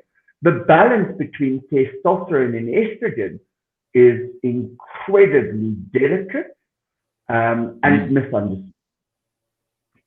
Well, this is an interesting question, and it's pretty straightforward. Jenny says, can training with weights increase testosterone in women and men? Yeah, absolutely. It's when we look at why hormones start declining, the biggest one is inactivity. So couch potatoes, and then diet, sugar, killer for all of us. It's the drug. Inactivity. I have a very, very easy philosophy for especially overweight patients, and that's get into a pool and walk. Don't swim. Swimming is just get into a pool, take the weight off your joints, and walk against the resistance of water. It's the best cardiovascular and resistance exercise that you can get. If it's too easy, start dragging plastic bags behind you and walk in your pool. Now summer is coming, no excuse not to do it. So listen, Dr. Mark, I'd love to have more of a conversation with you, but you've got your own show where we can do this too. And I encourage people to listen to the T Health Show. It really is fascinating stuff. If you have questions, though, Dr. Mark is going to be joining us from time to time, and we would love to have you here on cliffcentral.com, 9 a.m. on a Wednesday for the T Health Show. It's brought to you by the T Clinic. You can get the podcasts on our website, our app, or wherever you listen, and send your questions in to contact@cliffcentral.com so we can pass those on to Dr. Mark too, so we can address specific issues, because every patient's different and there's no point in us trying to find general rules if it doesn't apply to you. So let's get those questions to Dr. Mark. That's contact@cliffcentral.com. Dr. Mark, we'll speak to you soon. Thanks, Gareth. Thanks, girls. Have a great day. Good to have you on. Thank you very much. Sure. Yeah, there we go. There's some interesting stuff. Some honest facts that people have to take seriously from here on in. That's good stuff. Now, speaking of honesty, it is time for This Is Us, which is our chance to realign the hormones of South Africa, the whole nation. Oh, Gareth is on a roll today. So I'm going to welcome Yatish to the show, and Simpiwe. I know you've got to go and get podcasts ready for us, so I'm going to let you go and do your thing. Here he is. He's Yatish Narsi. He's been on with us a couple of times before already, and he is he's one of the team of people at the forefront of making This Is Us a reality. It's another edition today. Every Tuesday at 7:30 a.m., we are joined by Yatish along with Lebang, and we get to unpack all that we do in South Africa to spread positivity, kindness, and the good things about being South African. So let's get into some things about some of the things that social media can do that can be very positive and very productive and very helpful, and some of the things that social media does that really don't make things much better. Yatish, over to you. Cool. Morning, everybody. How's it going? Morning. Good. I think all of us would have been afflicted by it. End of yesterday, I think WhatsApp was down, Instagram was down, Facebook was down. In a way, it was good, but I know a lot of people suffered. And funny enough, the start of the day, it was, I read somewhere Mark Zuckerberg, not that any of us are crying, lost $7 billion yesterday alone. That is, wow. It doesn't make much of a dent in that universe, but if I look at the way his day started, and it's funny, we were having a conversation about this last week, Lebang, myself, and a whole bunch of others, as we looked about what it is we were really trying to achieve. And it's so amazing that, I don't know if any of you have seen that interview with Frances Haugen. I don't know how you pronounce her name, from Facebook. Tell me about that. So there's a whistleblower, and this is what I was saying was a bad day for Mr. Zuckerberg. It started with a 60-minute interview that she just conducted and had gone live yesterday, and she'd apparently spent the last few years collecting documents from Facebook about how they were doing. And there's a quote, I'll read it out from an interview, which I thought was super interesting and so relevant to, I guess, what we're trying to achieve, right? She says, when you have an information environment that is full of angry, hateful, polarizing content that erodes, it erodes our civic trust, it erodes our faith in each other, it erodes our ability to want to care for each other, which I think is so important. And she says the version of Facebook that exists today is tearing our societies apart. Which, maybe it's a little dramatic, fair enough. But, we've often had this conversation. I think, Gareth, you had a blog post recently. What was it called? That was the one just after the looting and rioting, I think you're referring to. Is it one about swinging something? A big swinging dick.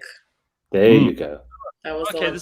This is the most recent one. It's about Richard Spoor and the fact that he posted this picture of something that Dr. Mark didn't need to get involved in because he was perfectly capable.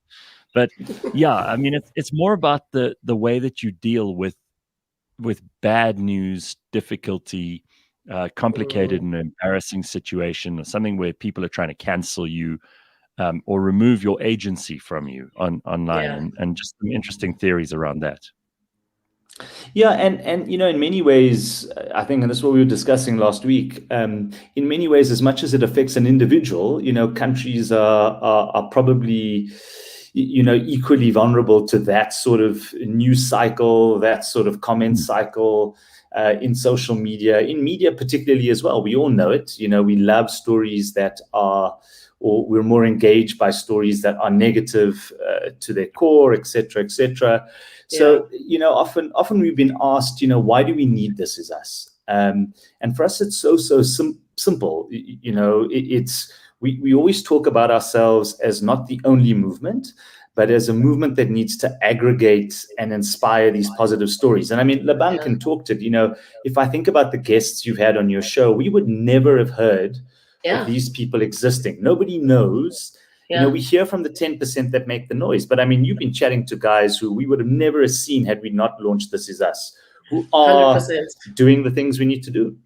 And I must be honest, the only way I was able to even get to a point of profiling these guests was through social media. So the funny thing is now we're sitting at a time where all the negative is being focused on, and we're really putting a lot of emphasis on all the bad that can happen in social media. But I guess the purpose or the role that I'm playing in This Is Us and why this is so important to me is because I want to shed light on the positive. I want to share the good stories, and I want to speak to people who are actually living this. I mean, that interview with Frances just really showed us that shit has gone to shit. If she, is speaking from someone who works inside of Facebook, and, this is what she's showing us, what are we doing about that? We can sit here and grovel and make that noise and be like, yeah, it's bad, shit. Or we can just kind of switch that off and put light on the good that is happening. So the first interview I did was literally with a girl who, her and her mother feed 350 kids every day out of their own pockets. And this was off the back of lockdown. Nobody's funding them. Nobody gave them this grand idea to make the world a better place. They were just sitting and they realized for themselves that around them is a big problem, that they may not have all the resources to fix, but with the little that they've got, let's see what they can do. And I encourage you to go and listen to that. And even last week, 2 young guys who aren't even 25, they also started a similar thing where they're literally sitting in their township and they're realizing how hungry people are, how much it affects these kids to not even have one meal a day. So they like, look, what can we do? These boys live in shacks. These boys themselves are struggling, but the things that they're doing to make the little world that they live in better is where This Is Us comes in. So what we're doing is just identifying these small pockets of people that are doing huge things. Like, it may seem small, but it's big in the long run. If you listen to some of these stories, one meal is the difference between a bad decision. If I don't eat, it's either my day is completely screwed, or I'm actually going to go do something real. And these are the gaps that these normal, average South African people are trying to fill. So that's where This Is Us comes in. I'm curious about, just to go back to the Facebook whistleblower and the story there is, I think that there are a lot of toxic environments in the world. And we tend to think we're the only people who live in a country where there's a lot of trouble to deal with and where there's a lot of difficulty and people are struggling. But really we're not. And everybody, when you think of Facebook, because I'm sure you've seen these articles. I've been to the Facebook campus in Menlo Park in California. It looks all idyllic, right? They've got a cafeteria there that can give you anything to eat that you could possibly imagine. They have bean bags all over the place, and people get to read at the library. They get to take time off whenever they want. They get to have a sleep during work, little sleeping pods. It's probably the most advanced work environment anywhere in the world. And here in South Africa, we think, well, we've got major problems because, of course, our work environments aren't as nice as Facebook is. But they still have problems at Facebook. And it just goes to show, like, being human is not always easy and pleasant. And we've built this idea in our heads that it should always be a pleasant ride. You should never have to encounter any difficulty. But difficulty, ironically, is the very thing that breeds resilience and creativity and gives people the tools to overcome problems. If you've never dealt with anything difficult in your life, you never have the ability to deal with anything that comes your way. And things are going to come your way, whether you like it or not.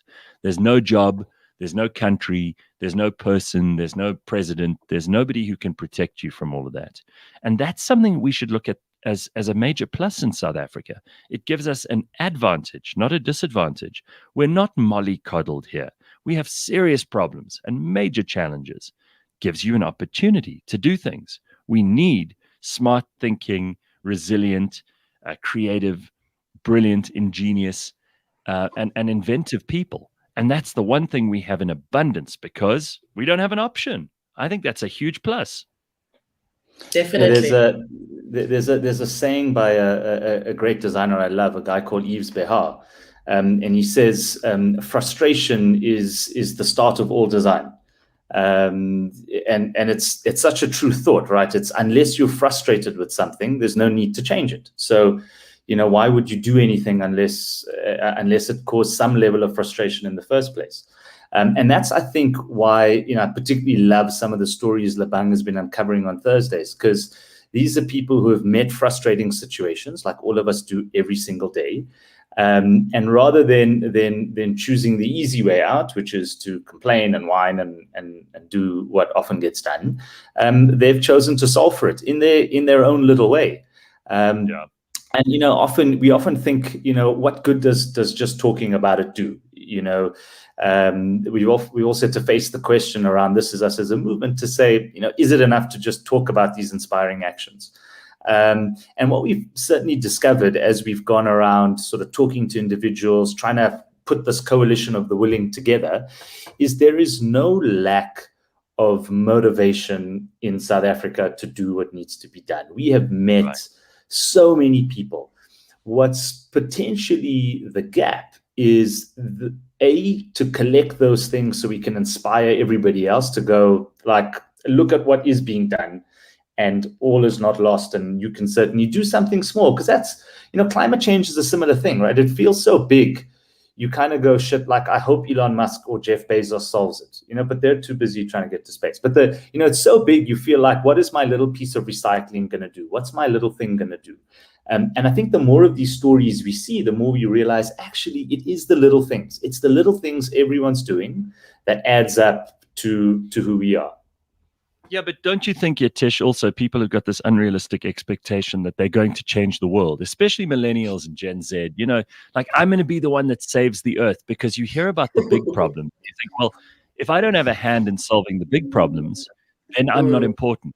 But that's nonsense. I mean, this woman that Lebang interviewed, who's, she's doing this job of feeding people who are desperate and people who are much, much poorer than you when you feel a little bit hungry because you haven't eaten breakfast that morning.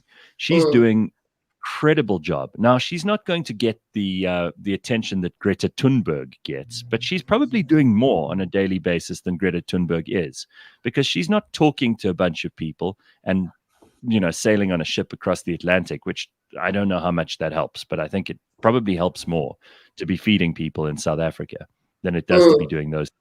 And we're trying to find a way to balance the attention that some causes get, which they just do because they're sexy causes, and the actual practical difference that some people are making. And sometimes those people get no credit at all. And that's okay, because you don't need the credit. Frankly, all that credit doesn't help at all. Yeah. If anything, doing the actual groundwork and being there in the moment is all that matters. Whether there's a camera on you, whether you're getting credit for it, none of that matters. I promise you, these women that I speak to and these people that I'm chatting to, they don't really care much about it. While we're sitting there doing the interview, she kept looking at her watch, looking at the time. And I'm like, is everything okay? She's like, I need to get back to the kitchen to feed my kids. I'm grateful to be here. This interview is lovely and thanks. But the kids are hungry, and that's where my heart is. And that's when it hit me. I was like, damn, okay, this is actually very real. And her daughter did most of the talking. And her daughter was like, look, the one good thing that social media has done for us is that, people who want to help are able to help. You found us on social media, so here we are. Hopefully the right people will hear this interview and they will help us if they can. But it's not what drives them. The credits and the attention and all of the smoke and mirrors, the fluff, doesn't matter. It's the actual work that's getting done. And also a big important part of this is redefining the saving of the world. It's not a big cape that you put on flying in the sky. It's not everything that we've believed it to be growing up. It is really those small things. It is really, and I'm glad you mentioned the Gen Zs, because I spent quite a bit of time with Gen Zs, I think, in the most part of last year. They're a different bunch, guys. Those kids are a different bunch, and they really want to do a lot, but they want to do a big lot. And they want to do a big show in saving. And I'm interested to see how in This Is Us and redefining what that saving is. I have no doubts that they'll also just come to the party and be like, look, we don't have to, do a whole TikTok trend or big thread on Twitter, but let's just do us. Do you in the little that you can and watch. You're right, Lebang. We measure this stuff wrong. Like, that's the problem, is we actually measure it wrong. Because you cannot help everybody else if you yourself are a disaster. And by that, I mean, like, you've got to start off in your own neighborhood. You got to start off in your own family. You've got to start off with your own kids or your own friends or your own community. And if you can't do that, then forget about trying to save the world. Like, little steps. You eat an elephant one bite at a time. You don't swallow the whole thing. And there is no one on earth, not the most powerful person in the universe and not the most inconsequential new young soul that exists. There isn't one of those people who's suddenly going to click their fingers and stumble upon some great truth that will save the planet or save, sort out inequality or any of these big issues that politicians throw at us, because frankly, we can never really measure to see whether they've achieved them or not. What we need to do is sort out things in our own community. It means picking up litter. It means making sure that somebody has a meal that day. It's smiling at somebody instead of scowling at them and complaining. I saw a guy yesterday. I went to do some shopping, and he was so furious about the parking ticket that was unreadable that it just completely blinded him to everything else. And he was in a temper. Like, this guy was in a temper. What he ended up doing is wasting me and about 3 or 4 other people in the queue behind him's time by arguing with the woman in the parking office. Now, did he really think that woman in the parking office was going to be, upset by him all day, that it was going to change her life for the worse for that morning? And all because instead of being calm and understanding that sometimes things don't work out exactly right, and sometimes a ticket just gets damaged, and sometimes it can't be read, he decided that this was his moment to, like, put on a show and to get cross. I'm like, what? Why would you, dude? To start tidying up your own life, and then we'll figure out the. That's coming from somewhere, Gareth. For him to get that voice and that angry, that ticket situation was just an outlet. He needed that to happen, so whatever's really hurting him inside could come out. Isn't it funny how, like, really there's nothing new under the sun? There's like that age-old saying that charity begins at home. It's not a lie. Everything literally begins at home. Fix at home. Fix yourself. And by fix, I mean just try to give a little bit more attention to the small details. Do you know what I mean? So that who you are outside of the home and who you are everywhere else can also just start to, get into other areas of your life. And as Yatish was saying earlier, the gap is we can talk, but are we actually implementing these things, Well, yeah, I mean, we've. Sorry, go ahead. No, go ahead. Yeah, I mean, we've sort of had to resist for a long time in setting up This Is Us, particularly in the ad industry. It's what's the big idea? How are you going to measure it? What's going to get all the likes? How big is the campaign?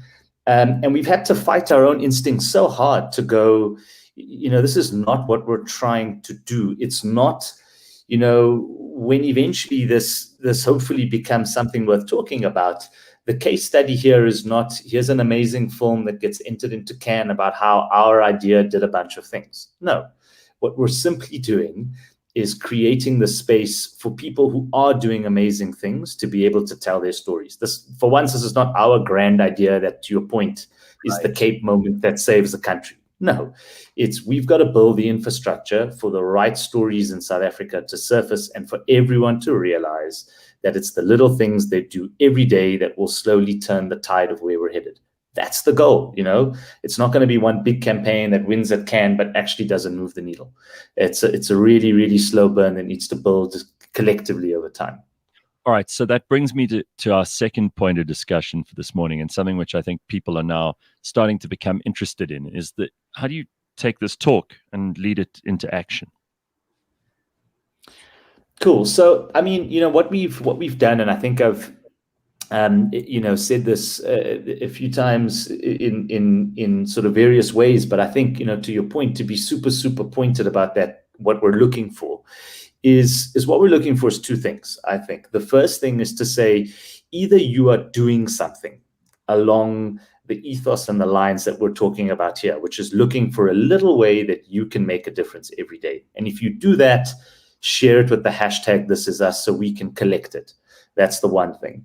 The second thing is either if you're not doing it yourself, you've identified or seen or heard or experienced someone else doing the same. And if you have, share what they're doing, talk about what they're doing, and include the hashtag This Is Us. So again, we can collect it. Our role is to inspire these positive actions. And so the role of everybody else in South Africa is to help us see it, help us find it, help us do it, and post it so that we can collect it and build something strong enough that shows, there are a lot of people doing the right thing, and here's how you can get involved.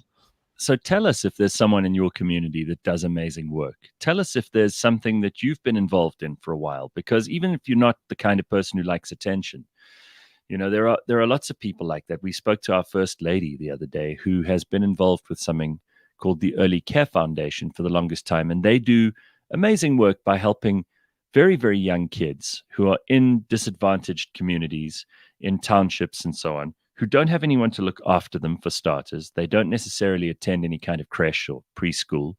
And they've set up across the country, the Early Care Foundation, a number of these places where kids can go. And we're also women in the community who are unemployed and can be the caregivers, can do the training that's required to help these kids along. If we can help children to become capable and to get the right software uploaded into their brains at a very young age, they will be better adults. And if we don't do that stuff, those kids are going to be at a disadvantage for their entire lives. So that's the kind of thing. And of course, the First Lady doesn't like attention. We really had to force her to talk to us about this stuff. And eventually, when she did, she was very, very proud of the work that other people are doing in that respect. And she continues to be a patron of that organization. And it's a really great example of what goes on. So even if you don't like the attention, tell us about it. We want a fuss of you, and we want to make a fuss of your cause so you can help more people. Absolutely. And isn't that like always the case, or most times anyway? People that are that selfless and people that are actually doing good, they're not sitting there wanting, the placards. They're not sitting there wanting gold status. They just want to spread more. I mean, meeting the First Lady for me was insane. Number one, I'm nervous as hell. But the way she spoke about you, even Gareth, she was like, Gareth, you've been helping us for this and that many years. And I found myself in a conversation like a few weeks ago where somebody was like, oh, how could you work for Gareth Cliff, all the bad that he's done? I was like, do you know the good that he's done?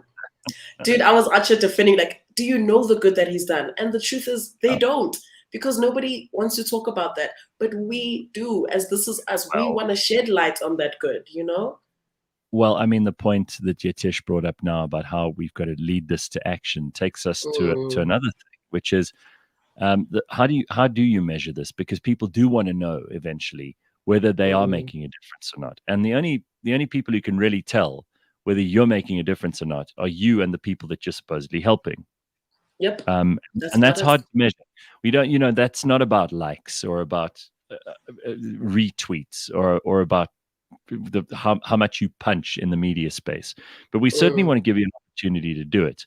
So if you can help, we would love to know what your take on all of this is. There's the hashtag trash tag Fridays, which I think is interesting, which I want you to tell us about a little bit. Lebang, what's that all about? So basically, hashtag trash tag, which is basically like Fridays for Future. We're seeing more and more people coming together in their little communities and doing things. So I think the link between This Is Us and what we're realizing on the streets and the stuff that's happening in the ground is that all it really is going to take is a simple hashtag. It doesn't need to be this massive thing. It doesn't need to be you putting on a show. It's just as simple as, yo, bro, this is my neighbor. She wakes up every morning at 5 a.m. and she freaking bakes cookies for everybody in the community, the people that are on their way to work or whatever. That's the emphasis that we're trying to put. And I guess in us doing this, we're also trying to find, the one thing, the one thing that we're all ultimately fighting for. We'll never fight for it in the same way. For one person, it's I need to feed my community. For another person, it's I need to plant trees in my neighborhood. For another person, it's I need to put together scholarships for underprivileged kids. We all kind of want the same goal, but getting there, it's the thing that kind of, there's that one thing that we all have in common. It's that we ultimately want South Africa to be a better place. So hashtag This Is Us is our answer. We're saying, look, you guys are doing great things. Help us to collect these stories. Help us to put it in one place that everybody can see that this is what's happening. We're just shedding light on that. And we're no longer waiting for the media to decide what's a worthy story and what isn't a worthy story. That's not Correct. what we're doing here. Do you know what I mean? We've given them way too much power. Like, you guys decide what we listen to. That propaganda stuff is tired. We're here to push positivity. Whether you want to hear it or not, amen. We're doing our part. Marco says this is an awesome conversation. I agree it is. It's something we can now get involved in. And let's just remember who we're doing this for. We're doing it for ourselves, for this country, and for everything that we stand for. And it's important for us to have some kind of objective view of ourselves, because I think that this is a way to make things better, and also to remind yourself of what's possible. We tend to look at the news every day and get persuaded that things are horrible and things are bad and things are terrible and there's nothing we can do. And that's just not true. Michael says, and I think this is a great point, if your bedroom cupboard is untidy, the world is sure to piss you off. So start off by sorting that out, and then you can take little steps towards saving the rest of the planet. But you can't start off with the rest of the planet and expect that everything's just going to work out for you. So I love it. I think we lost Yatish somewhere in there. His internet must have gone down. But we will catch up with him again next week, Tuesday, same time, same place. We're out of time for this morning. Lebang Kgosana and me, thanking you for joining us this morning, and we will see you tomorrow at 6 a.m. Yes.